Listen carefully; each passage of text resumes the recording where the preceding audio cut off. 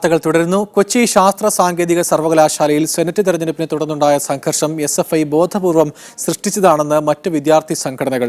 ക്യാമ്പസിൽ SFIയുടെ ഏകാധിപത്യമാണെന്നും ഇതര സംഘടനകൾക്ക് പ്രവർത്തിക്കാൻ അനുമതിയില്ലെന്നും വിദ്യാർത്ഥികൾ പറയുന്നു. എന്നാൽ സംഘർഷത്തിന് പിന്നിൽ ക്യാമ്പസിലെ ലഹരി ഉപയോഗിക്കുന്നവരുടെ സംഘമാണെന്നാണ് SFI പറയുന്നത്.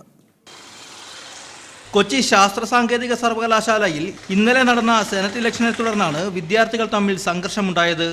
സംഘർഷത്തെ തുടർന്ന് സർവകലാശാലയിലെ 2 ഹോസ്റ്റലുകൾ അടച്ചിട്ടിരിക്കുകയും എഞ്ചിനീയറിംഗ് വിഭാഗത്തിന് ദീർഘനാളത്തേക്ക് അവധി പ്രഖ്യാപിച്ചിരിക്കുകയുമാണ്.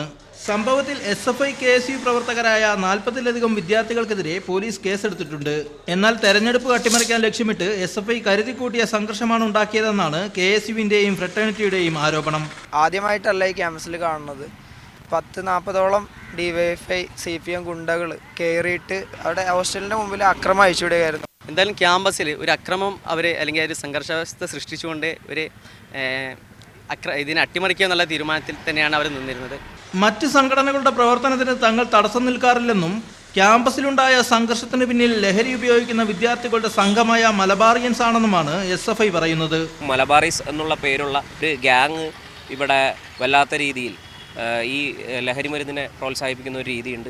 അത് എല്ലാ കാലത്തും അതിനെതിരെ ഒരു നിലപാടെടുക്കുന്നതിൻ്റെ ഭാഗമായി നമ്മളോട് വല്ലാത്ത വിരോധം, അതാണ് ഈ ക്യാമ്പസിനകത്തെ സംഘർഷത്തിന് കാരണമായിട്ടുള്ളത്. നാളെ സെനറ്റ് തെരഞ്ഞെടുപ്പ് ഫലം പുറത്തുവരാനിരിക്കെ കനത്ത പോലീസ് കാവലിലാണ് ക്യാമ്പസും ഹോസ്റ്റലുകളും. മീഡിയ 1 കൊച്ചി.